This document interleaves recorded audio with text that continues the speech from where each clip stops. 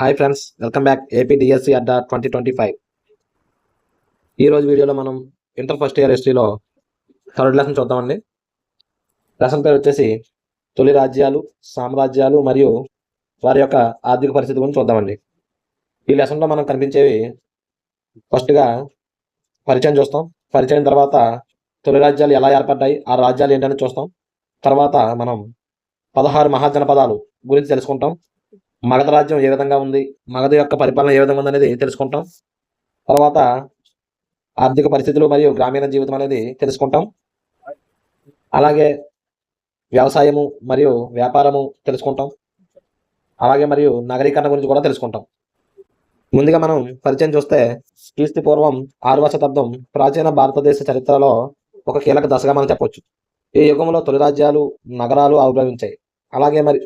అలాగే ఇనుము వినియోగం పెరగడం, నాణేల అభివృద్ధి వంటివి జరిగాయి ఎక్కువగా. ఈ యుగంలోనే వివిధ రకాల ప్రభుత్వ పద్ధతులు, రాజకీయ మతపరమైన ఆలోచన విధానాలు అభివృద్ధి చెందాయి. ఈ యుగంలోనే అవతరించిన గొప్ప సంఘటన ఏంటంటే మహాజనపదాలు అనేవి అవతరించండి. క్రీస్తు పూర్వం 1000 నుండి 600 మధ్య తెగల సమూహంతో ఏర్పడిన రాజ్యాలను జనపద రాజ్యాలు అంటారండి. ఈ జనపద రాజ్యాలు తెగల నాయకులతో పాలించబడేవి. జనపద రాజ్యాలు ఎవరితో పాలించబడేవంటే ఆ రాజ్యంలో ఉన్న తెగ యొక్క నాయకులతో పాలించబడేవండి. అయితే సభ, సమితి అనే 2 సంస్థలు కీలక అధికారాలు కలిగి ఉండేవండి అప్పుడు. తర్వాత కాలంలో మహాజనపదాలు ఏర్పడడంతో సమకాలీన పరిస్థితుల వల్ల సభ, సమితి ప్రాముఖ్యతను కోల్పోయాయి. రాజన్ లేదా భూపతి బలవంతులయ్యారండి. రాచరిక వ్యవస్థ అనేది ఏర్పడింది. అంటే రాజులు రాచరికంగా వస్తున్నారు. కొన్ని రాజ్యాలలో సభా సమితులు కొనసాగిన గణతంత్ర రాజ్యాలుగా ఏర్పడేవి. జైన గ్రంథాలు క్రీస్తు పూర్వం 6వ శతాబ్దంలో భారతదేశంలో జరిగిన మరియు ఏర్పడిన 16 జనపద రాజ్యాలు ఉన్నట్టు పేర్కొన్నాయి. వాటికి ఇప్పుడు మనం ఆధారాలు చూద్దాం. ఆధారాలు ముఖ్యంగా మనం ముందు లెసన్లో చెప్పుకున్నట్టుగా 2 ఉంటాయండి. సాహిత్య ఆధారాలు మరియు పురావస్తు ఆధారాలు. సాహిత్య ఆధారాలు అంటే మనకి సంస్కృత గ్రంథాలు, త్రిపీటకాలపై వ్యాఖ్యానాలు, జాతక కథలు, ద్వీపవంశము, మహావంశము మొదలైన గ్రంథాల ద్వారా మనకు మహాజనపదాల యొక్క ఆధారాలు లభించాయండి. అలాగే పురావస్తు ఆధారాలు చూస్తే బర్హత్, సాంచి, అమరావతి స్తూపాలు మరియు మృణమయ పాత్రల గురించి మనకు లభ్యమయ్యాయండి. ఇక్కడ సంస్కృత గ్రంథాలు చూస్తే చూడండి, వేదాలు ఇచ్చారండి. అలాగే వేదాల యొక్క కాలం అండి, ఏ కాలంలో ఏ వేదం బాగా అభివృద్ధి చెందిందో లేదో తెలుస్తుందండి. ఇక్కడ ఋగ్వేదం క్రీస్తు పూర్వం 1500 సంవత్సరాల వరకు ఉందండి. సామవేదం క్రీస్తు పూర్వం 1000 సంవత్సరాలండి. యజుర్వేదం క్రీస్తు పూర్వం 1000. అధర్వణ వేదం క్రీస్తు పూర్వం 1000. ధర్మసూత్రాలు లేదా ధర్మశాస్త్రాలు అనేవి క్రీస్తు పూర్వం 800లోని ఆవిర్భవించడం జరిగిందండి.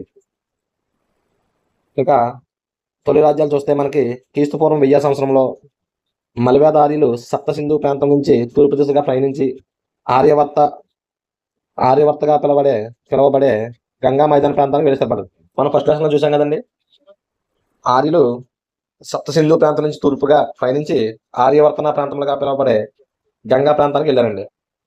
మలివేదార్యులు తమకు అనుకూలంగా ఉన్న గంగా మైదాన ప్రాంతంలో అడవులను నరికి భూమిని చదును చేసి వ్యవసాయ యోగ్యంగా చేసుకున్నారు.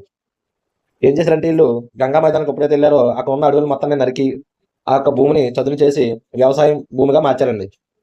వీరు ఈ ప్రాంతంలో స్థిరపడడానికి కారణాలు చూడండి. వీరు ముఖ్యంగా గంగా మైదానంలోనే స్థిరపడడానికి యొక్క కారణాలు ఏంటంటే ఆర్యులు అక్కడ సారవంతమైన భూమి ఉందండి.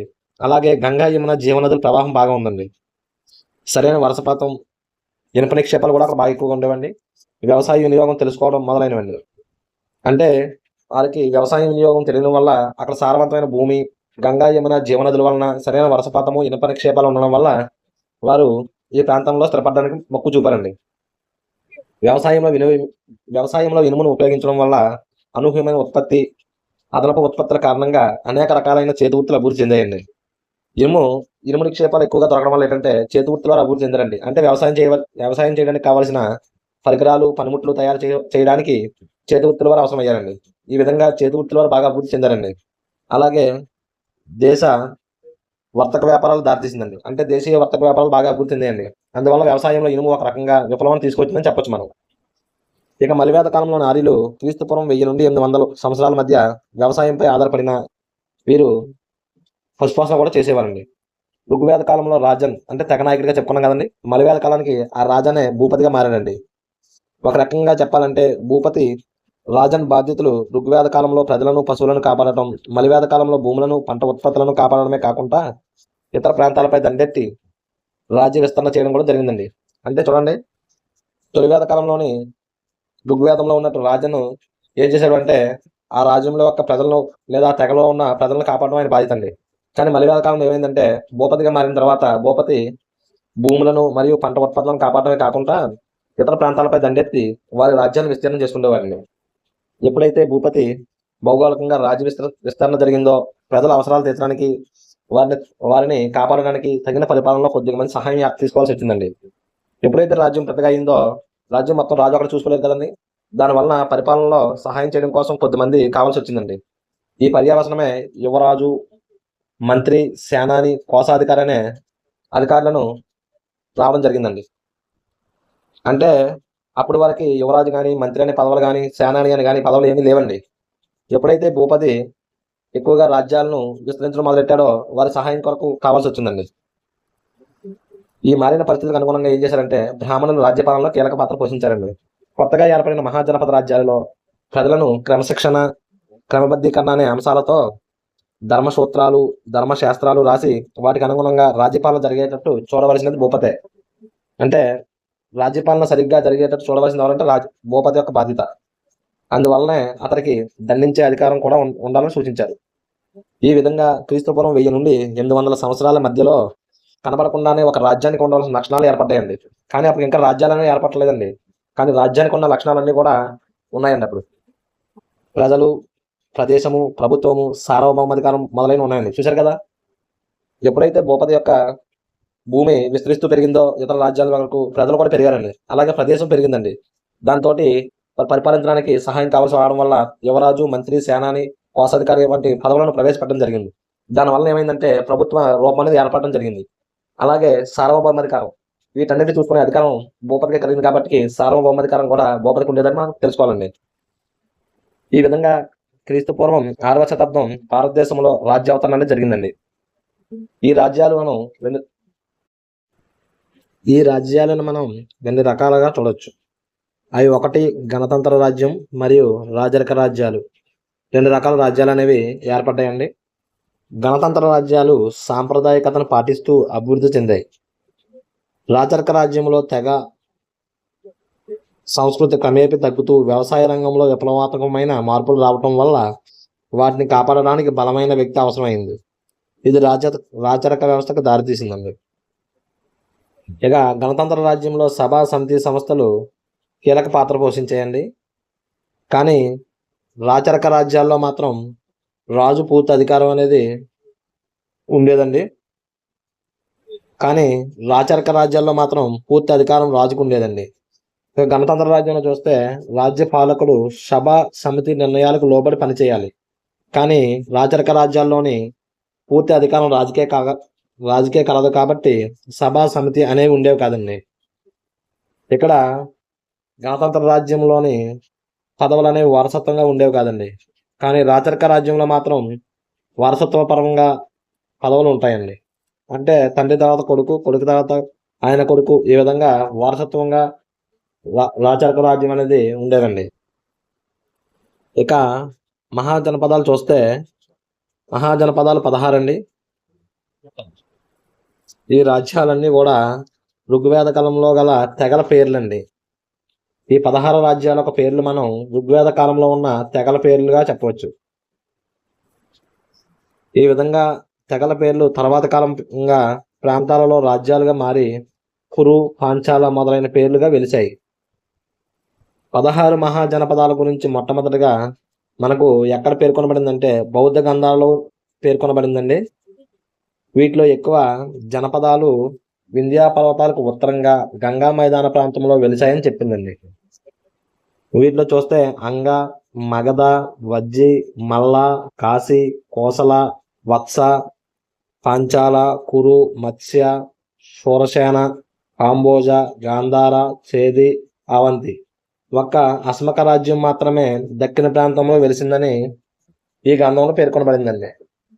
వీటిలో మగధ, కోసల, వత్స, అవంతి రాజ్యాలు అనేవి ప్రముఖమైనవన్నీ. మల్లా వజ్జి గణతంత్ర రాజ్యాలుగా ఉన్నాయండి. తెలుసు కదండి, గణతంత్ర రాజ్యాలు అంటే ఇక్కడ రాజు ఎవరు ఉండరండి, సభా సమితి నిర్ణయాలకు లోబడి పరిపాలన జరుగుతుందండి. ఈ రాజ్యాల్లోని అనేక తెగలతో ఏర్పడిన జనపదాలు రాజ్యాలండి.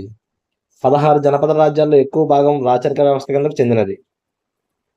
రాచరిక రాజ్యాలన్నీ గంగా మైదాన ప్రాంతంలో వెలిశాయి, అంటే సారవంతమైన ప్రాంతాల వద్ద వెలిశాయి అని అర్థం.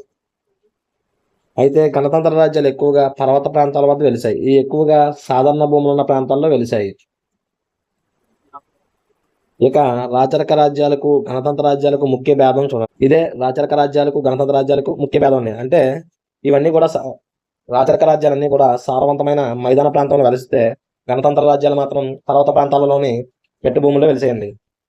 ఇక రాచరిక రాజ్యాలలో రాజ్య లక్షణాలైన సైన్యము, పన్నులు, ఉద్యోగస్తులు, అనువైన భూమి మొదలైనవి ఏర్పడ్డాయండి. రాచరిక రాజ్యాల్లో కొన్ని తెగల సాంప్రదాయాలు కొనసాగుతూ వచ్చాయి. అయితే వ్యక్తికి విధేయత కాకుండా ప్రాంతాలకు విధేయత ఏర్పడింది. తవ్వకాల వల్ల తూర్పు ఉత్తరప్రదేశ్లో బీహార్, రాజ్ఘాట్, చిరాన్, రాజ్గృహ, వైశాలి, కౌశాంబి, హస్తినాపురం మొదలైన పట్టణాలు వెలిసినట్లు ఆధారాలు కనిపించాయి. గమనించదగ్గ విషయం ఏమిటంటే చూడండి, బౌద్ధ సాహిత్యం పశ్చిమ ఉత్తరప్రదేశ్ రాజకీయ పరిస్థితుల గురించి ఎటువంటి సమాచారం ఇవ్వలేదు. అయితే తూర్పు ఉత్తరప్రదేశ్, బీహార్ రాజకీయ పరిస్థితుల గురించి వివరిస్తుంది. క్రీస్తు పూర్వం 6వ శతాబ్దం మధ్యకాలంలో కురు, పాంచాల రాజ్యాలు కీలక పాత్ర పోషించేయండి. ఎప్పుడండి? 6వ శతాబ్దం మధ్యకాలంలో మాత్రం కురు, పాంచాల రాజ్యాలు కీలక పాత్ర పోషించేయండి. తూర్పు తీర ప్రాంతంలో ఉన్న అంగ తర్వాత కాలంలో మగధ సార్వభౌమంలోకి వచ్చిందండి. తూర్పు తీరంలో ఉన్న అంగ తర్వాత కాలంలో మగధ సార్వభౌమత్వంలోకి వచ్చింది. వజ్జి జనపద రాజ్యం 8 రక్త సంబంధ సమూహాలతో కలిసి ఏర్పడింది. ఇక్కడ స్టేట్మెంట్ గుర్తుపెట్టుకోవాలండి, వజ్జి జనపద రాజ్యం అనేది 8 రక్త సంబంధ సమూహాలతో ఏర్పడిందండి. వీటిలో లిచ్చవి సమూహం వైశాలి రాజధానిగా చేసుకుని బలమైన రాజ్యంగా ఏర్పడింది. రామాయణంలో కూడా దీని గురించి ఒక కథ వివరించబడింది. కాశీ రాజ్యం శాక్య తెగతో ఏర్పడింది. చూడండి, లిచ్చవి రాజ్యం అనేది, వైశాలి రాజ్యం అనేది లిచ్చవి తెగతో ఏర్పడితే, కాశీ రాజ్యము శాక్య తెగతో ఏర్పడినది. ఈ తెగలు చాలా ఇంపార్టెంట్ అండి, గుర్తుపెట్టుకోవాలి. బలమైన రాజ్యాల్లో కలిసిపోయింది. కోసల రాజ్యానికి సమీపంగా కుశీనగరం రాజధానిగా మల్లా అనే గణరాజ్యం ఏర్పడింది. చూడండి, కోసల రాజ్యానికి దగ్గరలోనే కుశీనగరం రాజధానిగా చేసుకొని మల్లా అనే గణరాజ్యం ఏర్పడింది. దీనికి పశ్చిమంగా కౌశాంబిని రాజధానిగా చేసుకుని వత్స ఏర్పడింది. ఇక్కడ మీరు ఒక స్టేట్మెంట్ గుర్తుపెట్టుకోవాలండి, మల్లా అనే గణరాజ్యానికి పశ్చిమంగా ఉన్న రాజ్యం ఏదని అడగడానికి ఎక్కువ అవకాశాలు ఉన్నాయండి. ఎందుకంటే ప్రతిసారి ఇటువంటి బిట్లు రావడం జరుగుతుందండి. ఏ రాజ్యానికి పశ్చిమంగా ఉన్న రాజ్యం ఏది, తూర్పుగా ఉన్న రాజ్యం ఏదని రావడం జరుగుతుందండి. ఇది గుర్తుపెట్టుకోవాలండి మీరు. మల్లా అనే గణరాజ్యానికి పశ్చిమంగా ఉన్న రాజ్యం ఏదని అడిగితే వత్స అని రాయాలండి. ప్రాచీన రాజ్యాలైన కురు, పాంచాలు కూడా చెప్పుకోదగినవి. అయితే ఈ కాలంలో అవి రాజకీయ పరంగా పెద్దగా ప్రాముఖ్యత చెందలేదు. నేటి మధ్యప్రదేశ్కు పరిసర ప్రాంతాల్లో అవంతి రాజ్యం వెలిసిందండి. దీనికి రాజధాని ఉజ్జయిన్ అండి. ఇగో మీరు ఈ రాజధానులు ఏ ప్రాంతంలో ఏర్పడ్డాయని పట్టిక రూపంలో ఉన్నాయని టెక్స్ట్ బుక్లో నెక్స్ట్ మీరు చూస్తారండి, కన్ఫ్యూజ్ ఏం పడకండి. అలాగే పశ్చిమోత్తర ప్రాంతంలో వెలిసిన రాజ్యాలు గాంధార, కౌశాంబి. ఇవి ప్రస్తుతం ఉన్న భారతదేశానికి వెలుపల ఉన్నాయండి. వీటి రాజధానులు తరచూ మారుతూ ఉండేవండి. క్రీస్తుపూర్వం 6వ శతాబ్దంలో ఈ ప్రాంతంలో రాజ్యాల మధ్య ఆధిపత్యం కోసం ఘర్షణలు, అంతర్యుద్ధాలు జరుగుతుండేవి. అంటే ఈ రాజ్యాల మధ్య ఆధిపత్యం సాధించుకోవడం కోసం ఒక రాజ్యాన్ని పడేవి కాదండి, అంతర్యుద్ధాలు ఎక్కువగా జరిగేవండి. ప్రతి రాజ్యం ఇతర రాజ్యాన్ని అణిసివేసి తాను బలమైన రాజ్యంగా కావాలని కోరుకున్నదండి. గణతంత్ర రాజ్యాలు తెగకు విధేయులై ఉండటం వల్ల ఇవి పరిమితంగా ఉంటూ పరిపాలనకు ప్రాముఖ్యత ఇస్తూ బాగా పనిచేసేవి. కానీ రాజ్యాల మధ్య ఘర్షణలో రాజరిక రాజ్యాలు బాగా పాల్గొనడం వల్ల అవి రాజ్యపరంగా విజయవంతమైనవి. ఈ ఘర్షణలన్నింటికీ ప్రధాన కారణం గంగా మైదానం ప్రదేశం అండి. గంగా మైదానం సారవంతంగా ఉండడం వల్ల ఈ సారవంతమైన ప్రదేశం కోసం ఎక్కువ ఘర్షణలు జరిగాయండి. అయితే కౌటిల్యుని అర్థశాస్త్రంలోని క్రీస్తుపూర్వం 6వ శతాబ్దం కాలం నాటి రాజకీయ పరిస్థితుల గురించి భరద్వాజ, కాత్యాయన, పరాశర, కింజలక, కౌనపాదంత, పిసూన, వైశాలిక, దీర్ఘచరణ్య మొదలైన రాజనీతి శాస్త్రజ్ఞులు వివరించారండి. తర్వాత చూస్తే అంగుత్త నికాయ అనే బౌద్ధ సాహిత్యంలో 16 మహాజనపద రాజ్యాల రాజకీయ ఆధిపత్యం కోసం చేసిన యుద్ధాల గురించి వివరించిందండి. ఈ స్టేట్మెంట్ గుర్తుపెట్టుకోండి, బౌద్ధ సాహిత్యం అయినటువంటి అంగుత్త నికాయలోని మహాజనపదాలు ఆధిపత్యం కోసం చేసిన యుద్ధాల గురించి వివరించిందండి. ఇది ఇంపార్టెంట్ అండి. ఇక్కడ మీరు గమనించాలండి, ఇంపార్టెంట్ ఎక్కడ ఉందో అక్కడ నేను మళ్ళీ రిపీట్ చేస్తున్నానండి, మీరు జాగ్రత్తగా గమనించాలి. ఇందులో మగధ బలమైన రాజ్యంగా ఆవిర్భవించింది. అంటే ఈ మహాజనపదాల మొత్తంలోని బలమైన రాజ్యంగా ఏది ఆవిర్భవించిందంటే మగధ రాజ్యం అండి. ఆనాటి రాజకీయ శాస్త్రవేత్తలు రాచరిక నిరంకుశత్వాన్ని బలపరిచారు. తర్వాత చూస్తే ఇక్కడ కోసల మగధ రాజ్యాల గురించి చూద్దాం. మహాజనపదాల రాజ్యాల్లో కోసల మగధ రాజ్యాలు వ్యవసాయ భూమిపై పూర్తి నియంత్రణ సంపాదించాయి. వదిలివేసిన ప్రాంతాలను పేద ప్రజలకు ఇచ్చి వాటిని సాగులోకి తెచ్చారు. అంటే బంజరు భూములు పేద ప్రజలకు పంచారండి, పంచి వాటిని సాగులోకి తీసుకురావడం జరిగింది. ఈ ప్రాంతంలో ఒక నిర్దిష్టమైన ఆదాయం క్రమం తప్పకుండా వసూలు చేశారు. అందుకు కారణం భారీ సంఖ్యలో సైన్యాలు దానికి తగ్గ అధికార గణాన్ని నిర్వహించాలి. ఈ విధంగా మగధ కోసల 16 జనపద రాజ్యాల్లో బలమైనవిగా ఏర్పడ్డాయి. తర్వాత చూస్తే మహాజనపద రాజ్యాల యొక్క లక్షణాలు చూద్దామండి. లక్షణాలు వచ్చి, జనపదాలు అంటే ఒక స్థిరమైన ప్రదేశంలో స్థిరంగా ఉండే తెగల సమూహం అండి. జనపదం అంటే ఏంటండి? ఒక ప్రదేశంలో నివసిస్తున్నటువంటి ఒక తెగ యొక్క సమూహాన్ని జనపదం అనొచ్చండి. సంస్కృతంలో ప్రాకృతంలో ఉపయోగించబడింది ఈ పదం. వీటిని ముఖ్య లక్షణాలు చూస్తే, ప్రతి మహాజనపదానికి ఒక రాజధాని నగరం కోటలతో నిర్వహించబడి ఉండేదండి. పట్టణాల నిర్వహణకై ఆర్థిక వనరులు తప్పనిసరిగా ఉండేవి. అలాగే రాజ్యాంగ నగరాన్ని సంరక్షించడానికి సైన్యం అవసరమైందండి. సైన్య కార్యక్రమాలు నిర్వహించడానికి ఉద్యోగాలు చాలా అవసరం. చూడండి ఫ్రెండ్స్, ఇక్కడ స్టేట్మెంట్ వచ్చే అవకాశం ఉందండి. ఇంతకు ముందు ఇంత డెప్త్గా వచ్చేది కదండి, కానీ ప్రస్తుతం ఎక్కడి నుంచి పేపర్లోని ఎక్కడి నుంచి బిట్లు వస్తాయని ఎవరు చెప్పలేమండి. కాబట్టి ప్రతి పాయింట్ని మనం క్షుణ్ణంగా నేర్చుకోవడం ఇంపార్టెంట్ అండి. ఇక్కడ స్టేట్మెంట్ రావడానికి అవకాశం ఉందండి. ఏమీ లేదండి, జస్ట్ సింపుల్గా మహాజనపద రాజ్యాల యొక్క లక్షణాలను కింది వాటిలో సరికానేది గుర్తించండి అని సింపుల్గా పెట్టిస్తారండి. ఈ కిందని ఈ 4 ఆప్షన్లో ఒక ఆప్షన్ తీసి 3 పెడతారండి. చాలా కన్ఫ్యూజ్ అవుతాము. చాలా జాగ్రత్తగా క్షుణ్ణంగా చదవాలండి మనం ప్రతిదీ. మహాజనపద రాజ్యాల గురించి చూస్తే చూడండి, కాంబోజా, గాంధార, కురు, మత్స్య అనేది ఎడారి ప్రాంతంలో ఉండే ఏకైక రాజ్యం అండి ఇది. అలాగే శూరసేన, పాంచాల, మల్ల, కోశల, వజ్జి, అంగ, మగధ, కాశీ, వత్స్య, షేది, అవంతి, అశ్మక అండి. మనం ఏదైనా చూసినట్టు అశ్మక రాజ్యం అనేది దక్షిణ భారతదేశంలో ఉన్న ఏకైక రాజ్యం అండి.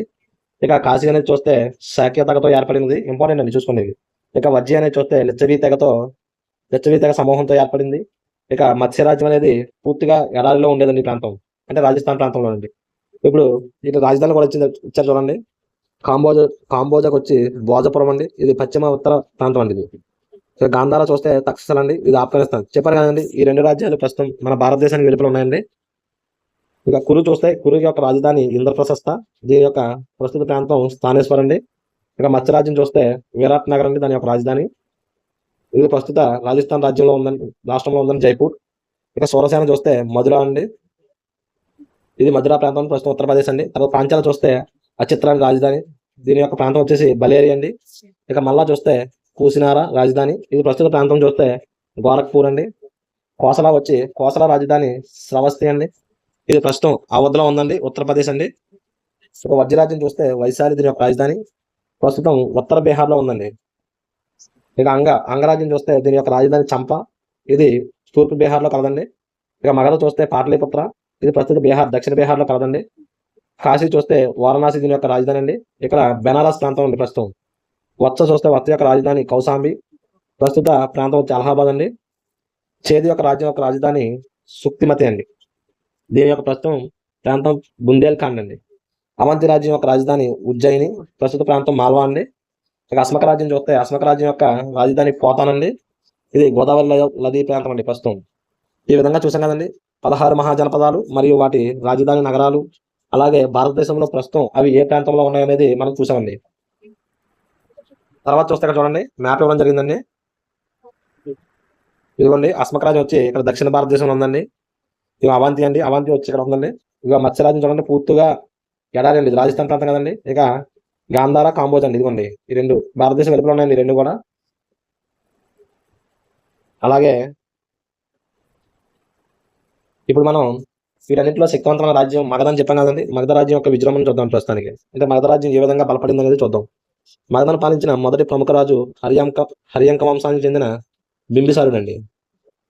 క్రీస్తు పూర్వం 544 నుండి 494 వరకు ఇతడు వివిధ రాజ్యాలైన కోసల, వైశాలి, మద్ర రాజకుమారి వివాహం వల్ల మగధ రాజ్య ప్రతిష్టకు పునాదేశారండి.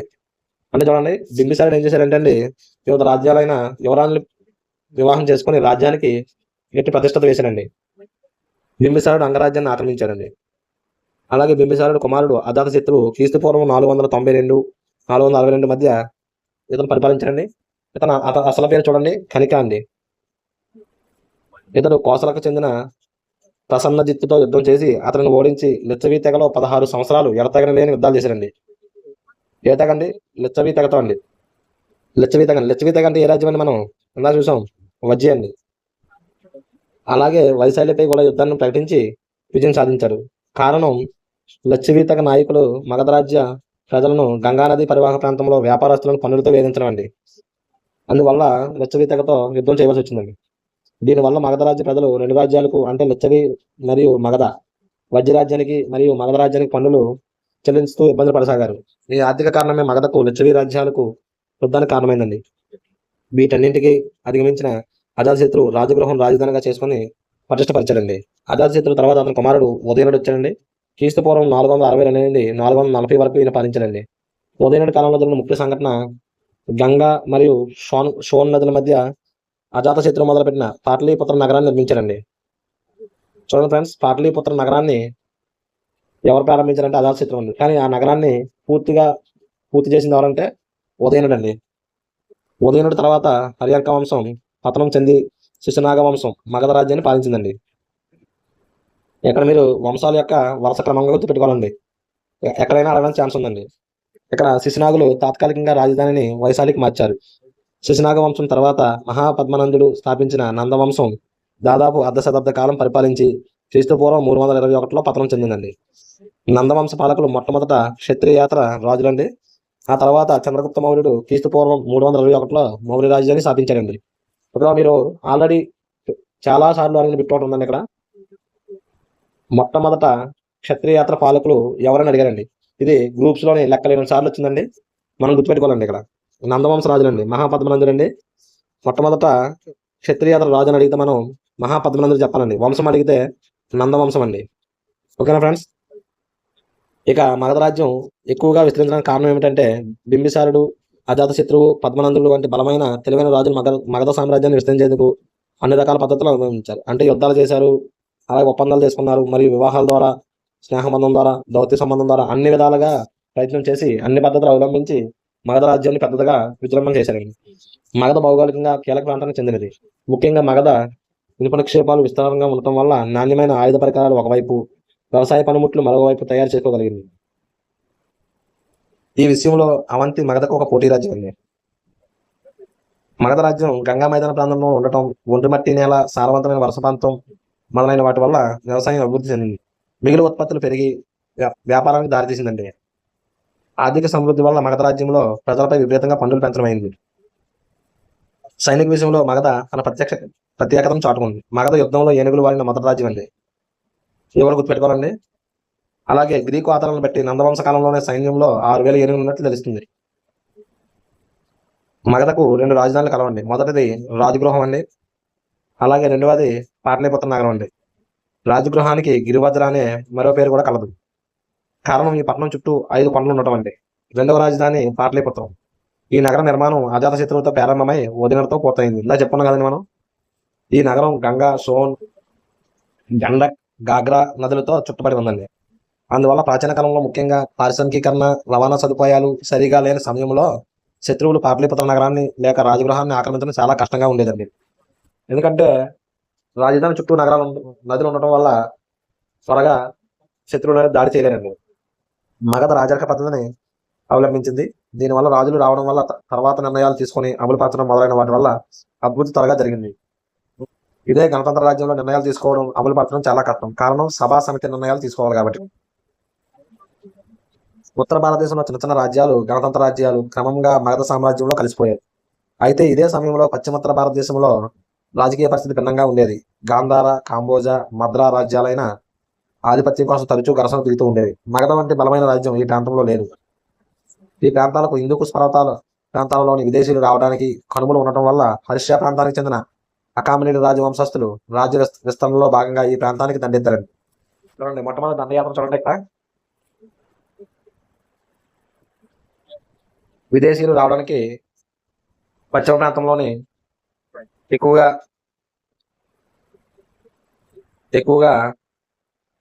విదేశీయులు రావడానికి కనుమలు ఉండడం వల్ల పర్షియా ప్రాంతానికి చెందిన అకామనీయుడు వంశ రాజులు రాజ్య విస్తరణలో భాగంగా ఈ ప్రాంతాన్ని దండెత్తి వచ్చారు. పర్షియా రాజైన మొదటి డేరియస్, మనం చూడండి నిన్న మనం చెప్పుకున్నాం గుర్తుందండి నాణేల గురించి, అలాగే శాసనాలు పురావస్తాదాలను చెప్పేటప్పుడు మొట్టమొదట శాసనాలు వేయించింది ఎవరంటే ఈయనేనండి, మొదటి డేరియస్.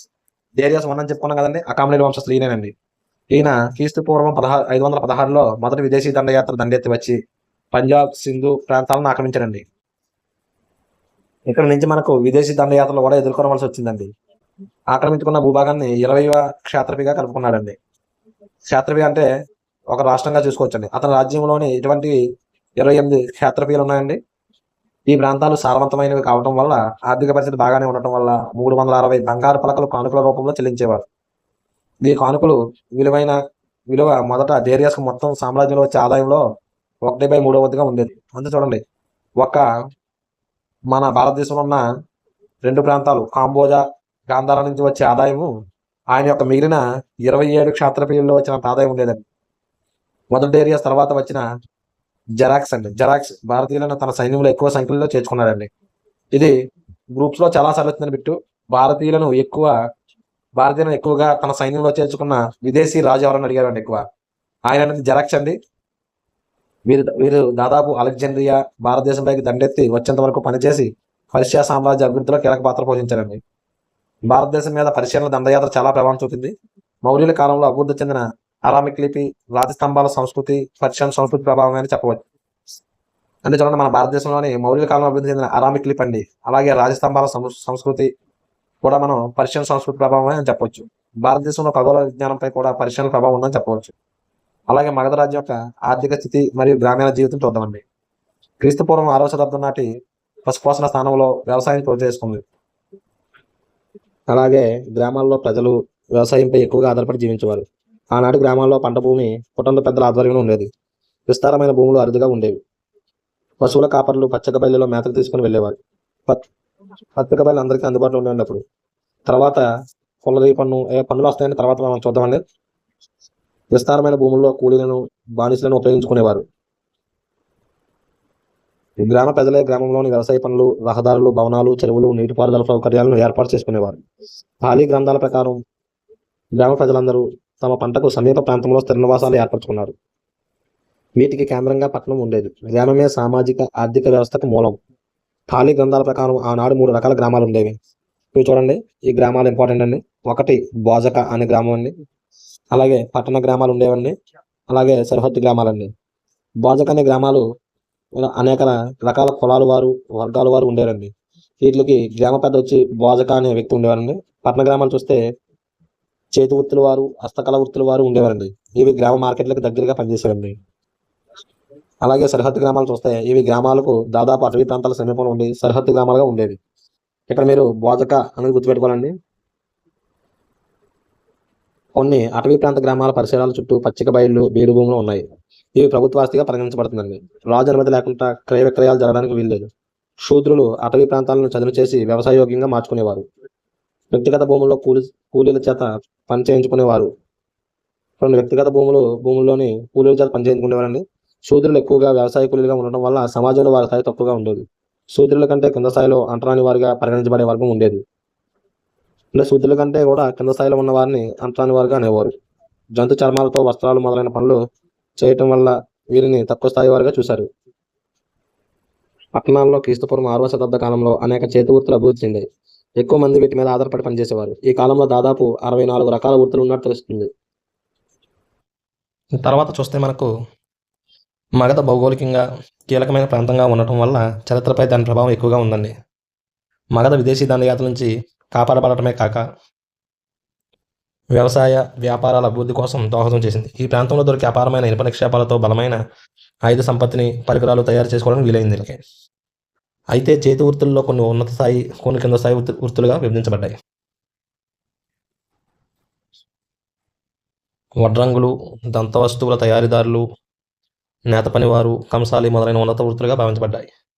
వేటగాళ్ళు, చేపలు పట్టువారు, కటిక వృత్తి, చెప్పులు కుట్టడం, కుమ్మరులను తక్కువ వృత్తులుగా భావించేవారు. వీరి కాలంలో దాదాపు 18 ముఖ్యమైన వృత్తుల వారు ఉండేవారు. వీరిని శ్రేణులుగా ఏర్పాటు చేశారు. ఈ శ్రేణులు నిర్ణయించిన విధి విధానాలు సభ్యులు అంగీకరించాలి. శ్రేణి ఒక రక్షణ వ్యవస్థగా మారి వారిని ఐక్యం చేసి ఒక రక్షణ కవచంగా ఉంచేది. చేతి వృత్తుల్లో ఉత్పత్తి అయిన వస్తువులు దూర ప్రాంతాల వరకు తీసుకుని వెళ్ళేవారు. దాదాపు 500 ఎడ్ల బండ్ల మీద వస్తు రవాణా జరిగినట్లు తెలుస్తుంది. ముఖ్యంగా వస్త్రాలు, దంతపు వస్తువులు, మట్టి పాత్రలు మొదలగునవి రవాణా అయ్యేవి. ముఖ్యమైన పట్టణాలన్నీ నదీ తీర నగరాల్లోనే ఉండేవండి. ఈ వ్యాపార అభివృద్ధికి నాణేలు మరింత దోహదం చేశాయి. మగధ యొక్క నాణేలు శతమాన, నిష్క మొదలైన నాణేలు వేదకాలం నుంచి ఉండేవి. క్రీస్తుపూర్వం 6వ శతాబ్దంలో వెండితో చేసిన నాణేలు ఎక్కువగా దొరికాయండి. రాగి నాణేలు తక్కువ సంఖ్యలో వాడుకలో ఉండేవి. ఇక మగధ యొక్క వ్యవసాయము, వ్యాపారం చూస్తే 6వ శతాబ్దానికి వ్యవసాయ పరిజ్ఞానం బాగా అభివృద్ధి చెందిందండి. ఈ కాలానికి చెందిన వ్యవసాయ కాల విజ్ఞానము, మెరుగైన నాగళ్ళు, పశువుల ఎరువుల వాడకం, ఇనుము భారీగా వ్యవసాయంలో ఉపయోగించడం వల్ల వైదిక కాలం నాటి గోధుమ, బార్లీ, బీన్స్, ఆముదం, పత్తి మొదలైన పంటలే కాక వరి పండించడం ప్రారంభమైంది. వరిని వర్షాకాలంలో 60 రోజుల్లో పండించేవారు. దీనిని స్వస్తక అనేవారు. గుర్తుపెట్టుకోవాలండి ఇది. వరిని వీరు స్వస్తక అనే పేరుతో పిలిచేవారు. శతపథ బ్రాహ్మణ ప్రకారం వరి నాట్లు వేసి పండించడానికి ప్రత్యేకంగా ప్లసుక అనే పేర్కొంటారండి. అంటే వరిని పండించడం వీరు ప్లసుక అని అంటారండి. వీరి యొక్క వ్యాపారం చూస్తే 6వ శతాబ్దం నాటికి అథర్వణ వేదంలో పేర్కొన్నట్టు ఎక్కువ వయసులే వ్యాపారానికి పరిమితమై తెలివిగా బేరసారాలు కొనసాగించి అభివృద్ధి చెందారు. ఈ వ్యాపార అభివృద్ధికి వడ్డీ వ్యాపారస్తులు అవసరం పడింది. అప్పులు తీసుకున్న వ్యక్తిని కుస్దిన్నని శతపథ బ్రాహ్మణంలో పేర్కొన్నట్లు శతమాన, సువర్ణ, కృష్ణాల, నిష్క మొదలగు నాణేలు వ్యాపారంలో ఉపయోగించబడ్డాయి. చూడండి, ఆ కాలంలో ఉపయోగించిన నాణేలు చూస్తే శతమాన అనే నాణ్యమండి, అలాగే సువర్ణ, కృష్ణాల, నిష్క అనే నాణ్యాలండి. బ్రాహ్మణులకు గౌరవంగా ఇచ్చే బంగారు కానుకను శతమాన అని పిలిచేవారండి. 6వ శతాబ్దం నాటి నగరీకరణ చూస్తే 6వ శతాబ్దం కాలం నాటికి ఉత్తర భారతదేశంలోని అంతకు ముందున్న ఆర్థిక జీవనంతో కొత్త మార్పులు సంభవించాయి. పరిశ్రమలు, వ్యాపార కేంద్రాలుగా శ్రవస్తి, చంప, రాజగృహ, అయోధ్య, కౌశాంబి, కాశీ వంటి నూతన పట్టణాలు ఏర్పడి గంగా మైదాన ప్రాంత ఆర్థిక వ్యవస్థను సుసంపన్నం చేశాయి. వైశాలి, ఉజ్జయిని, తక్షశిల, బుర్కచ్చం మొదలైన రేవు పట్టణాలు విదేశీ వ్యాపారంలో కీలక పాత్ర పోషించాయి. కౌశాంబి నుంచి గంగా మైదాన ప్రాంతాల ద్వారా పంజాబ్, తక్షశిల రహదారుల ద్వారా ఇరాన్, మధ్య ఆసియా, ఐరోపా దేశాలకు రహదారి ఉండేదండి. ఇక్కడ చూడండి, రహదారులు కౌశాంబి నుండి గంగా మైదాన ప్రాంతాల ద్వారా పంజాబ్, తక్షశిల రహదారుల ద్వారా ఇరాన్ మరియు మధ్య ఆసియా, ఐరోపా దేశాలకు రహదారి కూడా ఉండేదండి. ఈ రహదారి మనం ఆధునిక చరిత్ర ప్రారంభంలో తెలుసుకుందామండి. ఐరోపా రాజ్యాలకు రహదారులు ఎలా ఉండేవనేది మనం యూరోపియన్ రాక దగ్గర తెలుసుకుంటాం. ఇక రాజగృహ నుంచి కౌశాంబి, ఉజ్జయినుల ద్వారా పురుకచ్చం నుంచి పశ్చిమ దేశాలకు 2వ రహదారి ఉండేది. ఇక గంగా మైదానాల ద్వారా బర్మాకు ముఖ్యమైన రహదారి. గంగా మైదాన ప్రాంతాల నుంచి నదీ తీర ప్రాంతం ద్వారా దక్షిణ తూర్పు ప్రాంతాలకు ఇంకో రహదారి మార్గం ఉండేదండి. చూడండి, ఈ 4 రహదారులు కూడా గుర్తుపెట్టుకోవాలండి, ఎందుకంటే స్టేట్మెంట్ వచ్చే అవకాశం ఉందండి. ఇలాంటి రహదారులు ఏర్పడడానికి వ్యవసాయ ఉత్పత్తులు అధికం కావటం, చేతి వృత్తులు అభివృద్ధి చెందటం, దేశీ విదేశీ వ్యాపారాలు అధికం కావటం, అలాగే అనేక నూతన ప్రాంతాలు, వర్తక వ్యాపార కేంద్రాలుగా ఏర్పడ్డాయి. దీన్ని పర్షియా భావాలు కూడా ప్రభావితం చేసేయండి. ఉదాహరణకు పర్షియన్ నమూనా నాణేలను మన భారతదేశం వారు అనుసరించారు. నేను ఇక్కడ నాణేలు ఉన్నాయి చూడండి. ఈ నాణేలు కొండలు, చెట్లు, చేపలు, ఎత్తు, ఏనుగు, చంద్రవంక మొదలైన గుర్తులతో ఉండేవండి. పంచ్ మార్కుడ్ కాయిన్స్ అండి. ఇవి మన భారతదేశం వారు పర్షియన్ నమూనాలను అనుసరించారండి. ఈ లెసన్ యొక్క సారాంశం చూస్తే చివరగా 6వ శతాబ్దంలో రాజకీయాల్లో 16 మహాజనపదాలు ఆవిర్భవించాయి. ఒక ముఖ్యమైన ఘట్టం మగధ రాజ్యం విజృంభణ. బింబిసారుడితో ప్రారంభమై అజాతశత్రు కాలంలో ఒక బలమైన పునాదిగా ఏర్పడిందండి. మగధను పరిపాలించిన వారిలో నందవంశం ప్రముఖమైంది. క్రీస్తుపూర్వం 516లో మొదటి డేరియస్ భారతదేశంపై దండెత్తడం భారతదేశ చరిత్రలో ఒక ముఖ్య సంఘటన. భారతదేశంపై దండెత్తి భారతదేశ భూభాగాన్ని ఆక్రమించిన మొట్టమొదటి రాజు మొదటి డేరియస్ అండి. 16 మహాజనపద రాజ్యాలలో 15 ఉత్తర భారతదేశానికి పరిమితం కాగా అశోక రాజ్యం మాత్రం దక్షిణ భారతదేశంలో వెలిసింది. ఆర్థిక పరంగా పరిశీలిస్తే క్రీస్తుపూర్వం 6వ శతాబ్దం సుసంపన్నమైంది. వ్యవసాయము, చేతి వృత్తులు, వర్తక వ్యాపారాలు ఉన్నత స్థాయికి విదేశీ నాణ్యాల అవసరం ఏర్పడే స్థితికి చేరుకుంది. దీనివల్ల అనేక పట్టణాలు ఆవిర్భవించి నగరాలుగా ఏర్పడ్డాయి. Okay friends, thank you. తర్వాత వీడియోలో 4th లెసన్తో కలుద్దాం.